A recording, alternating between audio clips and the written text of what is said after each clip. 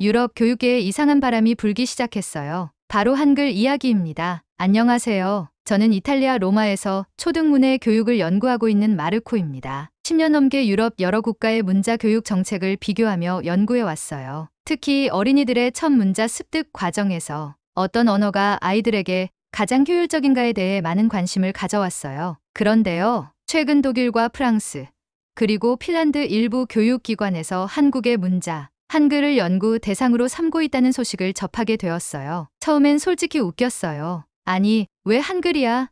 우리는 이미 알파벳이라는 훌륭한 시스템을 쓰고 있는데. 그런데요, 자료를 찾아보면서 조금씩 생각이 바뀌기 시작했어요. 한국의 문맹률이 거의 0%에 가깝다는 사실, 그리고 읽기와 쓰기를 배우는데 걸리는 시간이 현저히 짧다는 보고서들이 눈에 들어왔어요. 특히 OECD와 유네스코의 국제문해력 비교 보고서에서 한국 학생들이 문자 인식 능력 부문에서 압도적인 수치를 기록하고 있다는 걸 보고 깜짝 놀랐습니다. 문득 이런 의문이 들었어요. 한국이 특별한 교육법을 가진 걸까? 아니면 문자 자체가 다른 걸까? 그 질문이 제 인생을 바꾸게 될 줄은 몰랐습니다. 그 궁금증을 해결하고 싶어서 저는 바로 행동에 들어갔어요. 우선 한국의 초등학교 국어 교과서와 유아용 한글 학습 자료를 구했어요. 처음 한글 교재를 펼쳐봤을 때 솔직히 좀 당황했어요. 너무 단순했거든요. 이게 끝이야? 자음과 모음이 몇 개 안 되는 것처럼 보였고 기호도 굉장히 단순했어요. 가나다라 마바사가 나열되어 있는 걸 보며 아니 이게 진짜 읽는데 도움이 된다고? 라는 의심이 들었어요. 하지만 실제로 소리를 내보며 따라 읽고 자음과 모음을 조합해보니 정말 놀라운 일이 벌어졌어요. 한글은 배우는 것이 아니라 깨닫는 문자라는 말이 실감났어요. 무은 입을 다물고 내는 소리, 놓은 혀끝이 위신몸에 닿을 때 나는 소리, 하나하나의 글자가 발음, 기관의 모양을 그대로 담고 있었어요. 글자를 보자마자 어떻게 발음해야 할지 감이 잡히는 거예요. 게다가 자음과 모음을 조합하는 방식이 너무 직관적이었어요.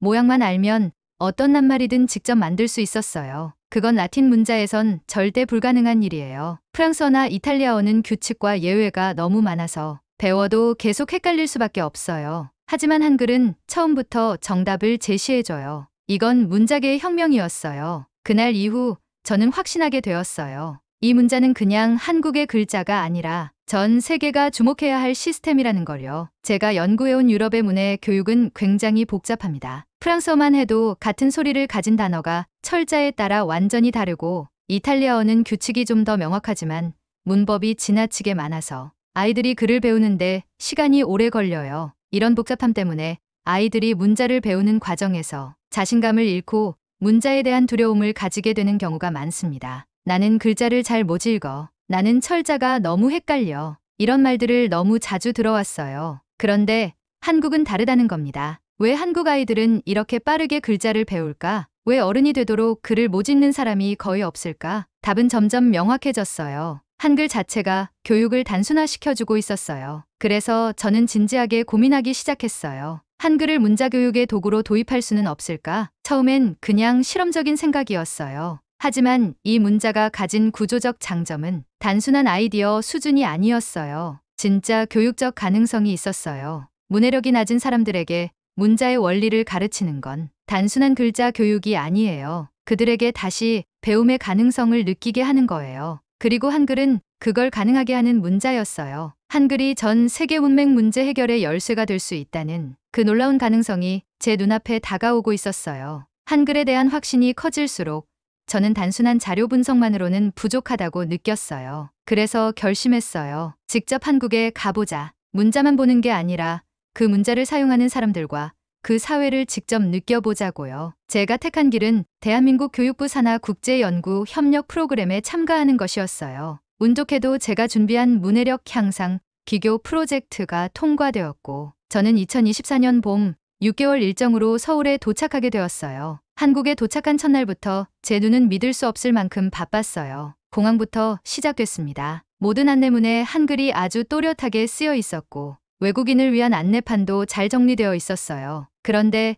가장 인상 깊었던 건 따로 있었어요. 지하철에서 만난 한 초등학생이 신문을 들고 무언가를 열심히 읽고 있었어요. 가까이서 보니 꽤 어려운 내용이었어요. 그런데 아이는 마치 그림책 읽듯이 자연스럽게 내용을 훑으며 지나가더라고요. 그 순간 정말 충격이었어요. 유럽에서는 같은 또래 아이들이 긴 문장을 읽는데 어려움을 겪는 경우가 많거든요. 그게 단지 교육 문제만은 아니라는 걸 직감했어요. 한글은 아이들에게 글자를 읽는 것이 어렵지 않다는 신호를 먼저 주는 문자였어요. 며칠 후 저는 서울의 한 공립초등학교를 방문하게 되었어요. 한글을 배우는 수업을 직접 보기 위해서였죠. 선생님은 기역과 아를 칠판에 쓰고 학생들과 함께 가아를 외쳤어요. 아이들은 마치 퍼즐 맞추듯 낱글자를 조합하며 웃고 있었어요. 이건 학습이라기보단 놀이 같았어요. 한글은 배움에 대한 공포를 없애주는 문자라는 걸 이 순간 똑똑히 느꼈습니다. 그리고 이 나라가 왜 문맹률이 낮은지 이제는 조금씩 이해가 되기 시작했어요. 그날 이후 저는 한글이 실제 일상에서 어떻게 활용되고 있는지 관찰하기 시작했어요. 대형 마트,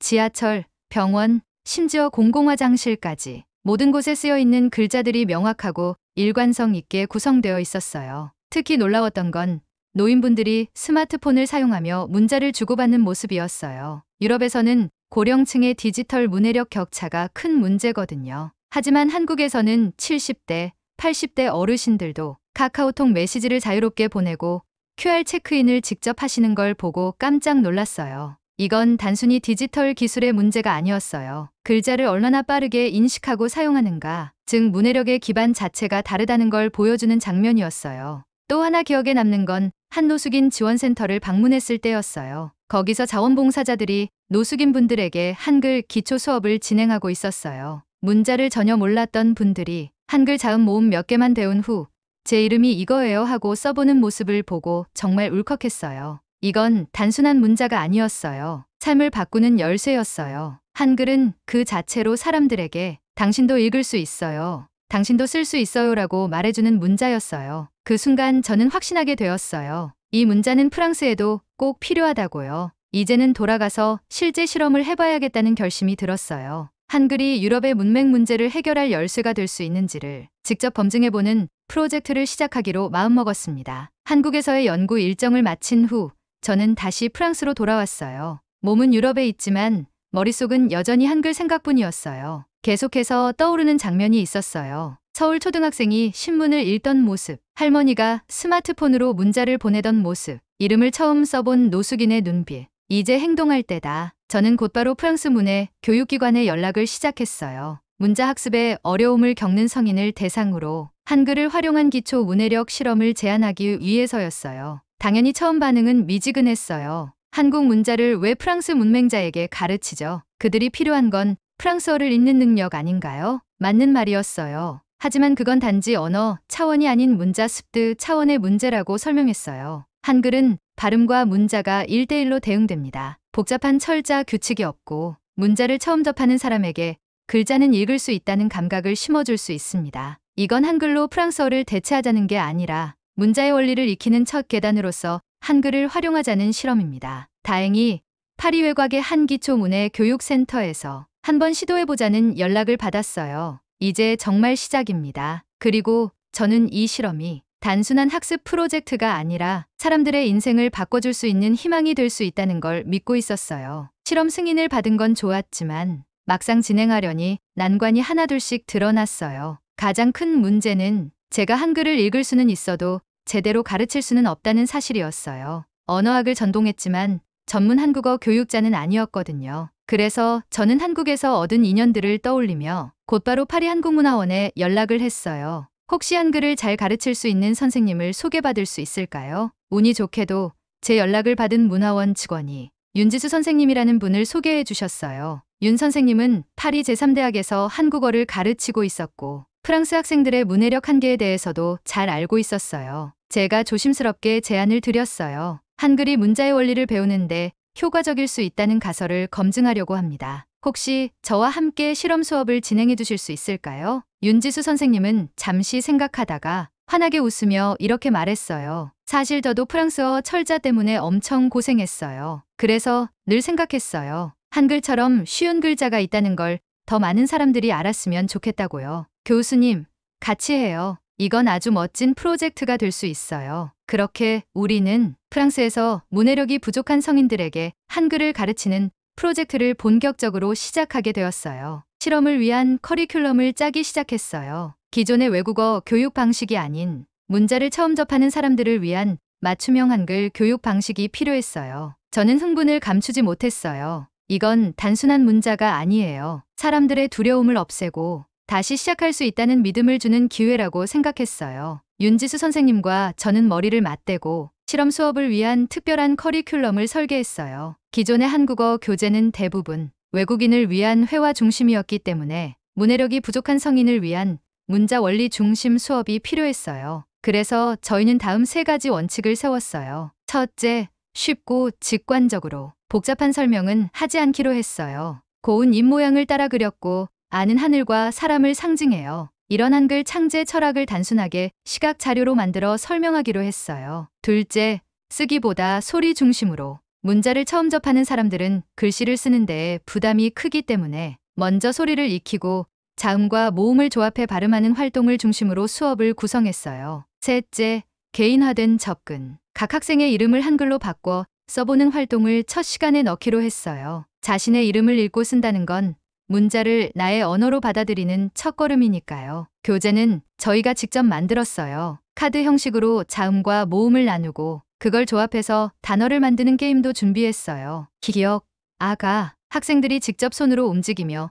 글자가 만들어지는 과정을 체험할 수 있도록 구성했어요. 그리고 드디어 첫 수업 날이 다가왔어요. 수업이 열릴 교육센터의 교실에 들어섰을 때 학생들은 조용히 자리에 앉아 있었어요. 중년 남성, 나이 지긋한 여성, 30대 이민자 등 다양한 배경의 사람들이 모여 있었어요. 표정은 모두 같았어요. 반신반의, 그리고 약간의 경계심. 그때 윤지수 선생님이 부드럽게 말했어요. 여러분, 오늘은 여러분이 처음으로 읽을 수 있다는 걸 느끼게 되는 날일 거예요. 걱정하지 마세요. 이 문자는 정말 쉽고 재미있는 문자입니다. 그 말이 얼마나 진실이 될지 우리 둘조차 아직은 몰랐어요. 하지만 분명한 건 하나 있었어요. 이 수업은 누군가의 인생을 바꿀 수 있다는 가능성을 품고 있었어요. 첫 수업은 솔직히 예상보다 더 힘들었어요. 학생들은 대부분 프랑스어조차 제대로 읽지 못하는 분들이었어요. 처음부터 문자 자체에 대한 두려움을 안고 있었죠. 처음 기억을 보여주자 한 학생이 조용히 중얼거렸어요. 이거 우리랑 아무 상관없는 문자잖아요.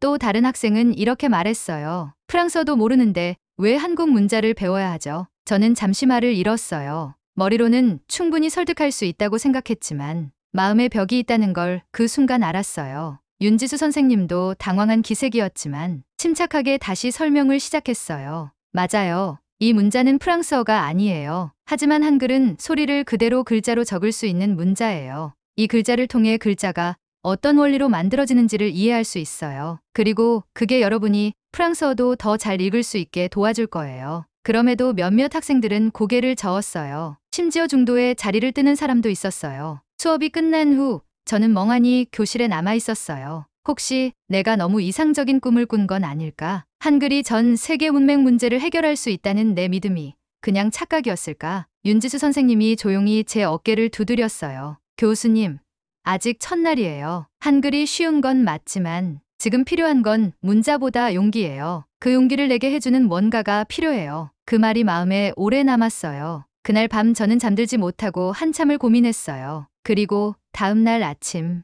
다시 교육센터로 향하면서 한 가지 결심을 했어요. 이번엔 문자 수업이 아니라 이름을 함께 써보는 것부터 시작해보자. 사람이 중심이 되어야 문자가 마음에 들어올 수 있다. 다음 수업날 저는 교실에 들어서기 전에 학생 한 명의 이름을 적은 한글 카드를 준비했어요. 직접 프랑스어 이름을 한글로 음차해서 정성껏 쓴 카드였어요. 디자인도 알록달록하게 꾸며서 마치 축하장처럼 보이게 만들었어요. 수업이 시작되자 윤지수 선생님이 조심스럽게 말했어요. 오늘은 여러분 각자의 이름을 한글로 써볼 거예요. 이건 단지 글자가 아니라 여러분 자신을 표현하는 새로운 방식이에요. 학생들은 여전히 망설였어요. 그런데 맨 뒷자리에 앉아 조용히 있던 장피에르 씨가 갑자기 손을 들었어요. 그는 50대 중반의 남성이었고 수업 내내 눈을 마주치지 않던 분이었어요.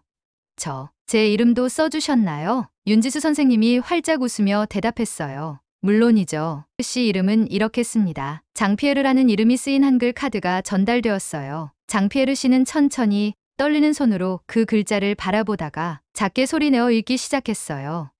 자, 앙, 피, 에, 르. 그리고는 고개를 들고 말했어요. 이거 저예요. 순간 교실이 조용해졌어요. 그가 보여준 건 단지 글자를 읽은 게 아니었어요. 처음으로 내가 글자를 읽었다는 경험, 그리고 그게 나의 이름이었다는 감동이었어요. 다른 학생들도 하나둘씩 자신의 카드를 들여다보기 시작했어요. 몇몇은 작게 따라 읽었고 어떤 분은 휴대폰으로 그 글자를 사진 찍기도 했어요. 그날 수업이 끝나갈 무렵 처음으로 교실 안에 웃음이 퍼졌어요. 한글은 그들에게 글자 이전에 나를 표현할 수 있는 도구로 다가가기 시작했어요. 그 작은 반응 하나하나가 저에겐 세상을 바꾸는 신호처럼 느껴졌어요. 수업이 끝난 후 장피에르 씨가 조용히 다가와 말을 걸었어요. 교수님, 제 이름을 처음으로 읽을 수 있었다는 게 아직도 믿기지 않아요. 사실 저는 평생 글자를 못 읽는다는 걸 숨기며 살아왔어요. 그런데 오늘 처음으로 뭔가를 이해하고 읽은 느낌을 받았어요. 그 말을 들은 순간 가슴이 뭉클했어요. 단 한 번의 수업, 단 한 글자, 그게 사람의 자존감과 삶을 바꿀 수 있다는 걸 실감했어요. 이후 수업의 흐름은 분명히 달라졌어요. 학생들은 조금씩 자신감을 가지기 시작했어요. 가, 나, 다를 조합하며 새로운 단어를 만들어보고 자신의 고향이 이름을 한글로 써보는 사람도 있었어요. 내가 문자를 배울 수 있을 줄 몰랐어요. 이렇게 쉬운 글자가 있다는 게 아직도 신기해요. 학생들의 입에서 나오는 이 말들은 단순한 칭찬이 아니었어요. 그들에게는 처음 느껴보는 읽는 기쁨이었어요. 그리고 가장 놀라운 건 한글을 배우며 문자의 원리를 이해한 학생들이 프랑스어 읽기도 함께 향상되기 시작했다는 점이었어요. 소리와 글자가 연결된다는 개념을 익히고 나니 프랑스어의 어려운 철자도 조금씩 감이 온다고 말했어요. 한 학생은 이렇게 말했어요. 글자가 겁나지 않아요. 이제는 도전해보고 싶다는 생각이 들어요. 바로 이것이 제가 찾던 변화였어요. 한글은 단지 외국 문자가 아니라 사람에게 다시 시작할 용기를 주는 기회였어요. 수업이 4주 차에 들어설 무렵 교육센터 내부에서도 서서히 변화가 느껴졌어요. 처음엔 회의적인 눈빛을 보내던 다른 교사들이 교실 안에서 들려오는 웃음소리와 학생들의 몰입을 보며 하나둘씩 수업을 지켜보러 오기 시작했어요. 특히 기억에 남는 장면이 있어요. 프랑스어 수업에서 늘 뒤처지던 한 여학생이 한글 수업 시간엔 손을 번쩍 들고 선생님, 이거는 누구예요? 하고 큰 소리로 말했어요. 그 목소리에 옆에 있던 교사 한 분이 놀란 눈으로 저를 바라보며 말했어요. 저 학생이 저렇게 스스로 말하는 건 처음 봐요. 그 말을 듣는 순간 제 심장이 덜컥 내려앉는 느낌이 들었어요. 이건 단지 문자 교육이 아니었어요. 자신감과 존엄, 존재감을 되찾아주는 일이었어요. 학생들은 수업이 끝난 뒤에도 오늘 배운 글자 집에서 딸한테 보여줬어요. 이걸 손주한테도 가르쳐주고 싶어요라며 일상 속으로 한글을 가져가기 시작했어요. 그리고 어느 날 교육센터의 책임자가 저희에게 다가와 조용히 말했어요. 처음엔 그냥 흥미로운 실험이라 생각했어요. 하지만 지금은 생각이 바뀌었어요. 이건 진짜 교육이네요. 그 말은 우리의 작은 실험이 처음으로 공식적인 인정을 받았다는 뜻이었어요. 그날 밤 윤지수 선생님과 저는 늦게까지 남아 교실 불을 끄기 전 칠판에 써 있는 한글들을 바라봤어요. 나, 고양이, 밥, 행복. 우리는 말없이 웃었어요. 글자가 사람의 삶을 바꾼다는 걸 우리는 지금 이 작은 교실에서 보고 있었어요. 이제 실험을 숫자로 증명할 차례였어요. 윤지수 선생님과 저는 수업 전과 후의 변화를 정리해 학생들의 읽기 속도, 철자 인식, 자존감 관련 설문 결과를 체계적으로 분석했어요. 놀랍게도 수업에 꾸준히 참여한 12명의 학습자 중 9명이 프랑스어 읽기 속도가 평균 30% 이상 증가했고 이전에는 회피했던 문장 읽기 과제에서 직접 읽어보겠다고 나선 비율이 무려 70%를 넘었어요. 뿐만 아니라 글자를 보는 게 두렵지 않다고 응답한 사람이 수업 전 1명에서 수업 후 10명으로 늘어났어요. 저는 이 결과를 바탕으로 논문 형식으로 정리해 프랑스 문해력 교육 네트워크 그리고 유럽 교육심리학회에 제출했어요. 처음엔 기대하지 않았어요. 그런데 며칠 뒤 저는 메일 한 통을 받고 말을 잃었어요. 프랑스 교육부 산하 연구기관으로부터 이 실험을 공식 발표해보지 않겠냐는 제안이 온 거예요. 그 순간 그동안의 모든 장면이 떠올랐어요. 처음 수업에서 고개를 돌리던 학생들, 이름을 쓰고 미소 짓던 장피에르 씨, 그리고 그들이 직접 적은 행복이라는 글자. 이제는 분명히 말할 수 있었어요. 한글은 문맹을 이기는 도구입니다. 한글은 용기를 주는 언어입니다. 다음 발표를 준비하며 저는 문득 세종대왕의 한 구절을 떠올렸어요. 백성이 말하고자 하는 바가 있어도 마침내 제 뜻을 펴지 못하는 사람이 많다. 내가 이를 불쌍히 여겨. 600년 전 누구나 읽고 쓰게 하겠다는 마음으로 만들어진 문자. 그 문자가 지금 프랑스의 어른들에게도 희망이 되고 있어요. 프랑스 교육청 공식 발표의 날, 저는 윤지수 선생님과 함께 발표 자료를 들고 단상에 섰어요. 처음 몇 분 동안은 정적이 흘렀어요. 한글이라는 주제 자체가 낯설고 프랑스 문맹 교육과의 연결성이 생소했기 때문이었어요. 하지만 영상을 통해 장피에르 씨가 내 이름을 처음으로 읽은 날에 대해 말하는 장면이 나오자 관중석 곳곳에서 감탄이 터져 나왔어요. 이게 가능하다고요? 한글이라는 문자가 이렇게 쉽게 배워진다고요? 질문이 쏟아졌어요. 그중 한 교육 연구자는 이렇게 말했어요. 한글이 단순히 한국 문자가 아니라 문해력 교육의 실험도구로 쓰일 수 있다면 이건 유럽 전역에 확장할 가치가 있는 모델입니다. 그리고 발표가 끝난 후 어느 중학교 교장 선생님이 저희에게 다가왔어요. 우리 학교에도 이 실험을 도입할 수 있을까요? 그 말을 듣는 순간 한글은 더 이상 문화의 영역에 머무르지 않고 교육혁신의 가능성으로 유럽 사회에 스며들기 시작했어요. 한국에서 태어난 이 작은 문자가 지금 프랑스에서 그리고 앞으로는 더 많은 나라에서 사람의 가능성을 깨우는 열쇠가 될 수 있다는 생각에 가슴이 벅차올랐어요. 한글은 이제 단순히 배우기 쉬운 문자가 아니에요. 한글은 사람에게 너도 읽을 수 있어요라고 말해주는 용기의 언어였어요. 이제 제 연구는 단순한 실험이 아니게 되었어요. 프랑스 교육부는 이 실험을 기반으로 한글을 활용한 문해력 프로그램의 시범 사업을 전국 세계 교육청에 도입하기로 결정했어요. 그리고 저는 그 프로젝트를 총괄하는 자문위원이 되었어요. 몇 달 전까지만 해도 이 모든 게 가능할 거라 믿지 못했어요. 하지만 지금 제 눈앞에 펼쳐진 건 새로운 기회의 시작이었어요. 학생들이 한글로 자신의 이름을 쓰며 자신을 인정받고 스스로에 대한 믿음을 다시 회복하는 과정을 보며 한 가지를 깨달았어요. 한글은 문자가 아니라 사람을 위한 시스템입니다. 어느 누구도 배제되지 않도록 만든 글자, 배우는 사람에게 당신은 할 수 있어요라고 말해주는 글자. 그게 바로 한글이 가진 진짜 힘이었어요. 저는 이제 확신합니다. 한글은 한국만의 자산이 아닙니다. 전 인류가 공유할 수 있는 가장 아름답고 혁신적인 발명 중 하나입니다. 세종대왕이 누구나 읽고 쓰게 하겠다며 만든 그 문자. 600년이 지난 지금 프랑스의 교실에서도 사람들의 눈빛을 바꾸고 있어요. 그리고 저는 이 말을 자신 있게 전하고 싶어요. Merci. 한글, 고맙습니다. 당신 덕분에 우리는 다시 글자를 믿게 되었어요. 이름 하나도 쓰지 못했던 한 남자가 한글로 자기 이름을 처음 적으며 울었습니다. 그 눈물 속엔 단순한 학습이 아닌 존엄과 자존감의 회복이 담겨 있었어요. 세종대왕이 백성을 위해 만든 문자, 그 철학은 지금도 살아 숨쉬고 있습니다. 당신도 세상 누구도 글자를 배울 자격이 있습니다. 오늘 이야기가 울림이 되었다면 좋아요와 구독, 그리고 댓글로 여러분의 감동을 나눠주세요. 우리는 다음 이야기에서 또 만나요. 지금까지 감동이 방울방울이었습니다. 시청해주셔서 감사합니다.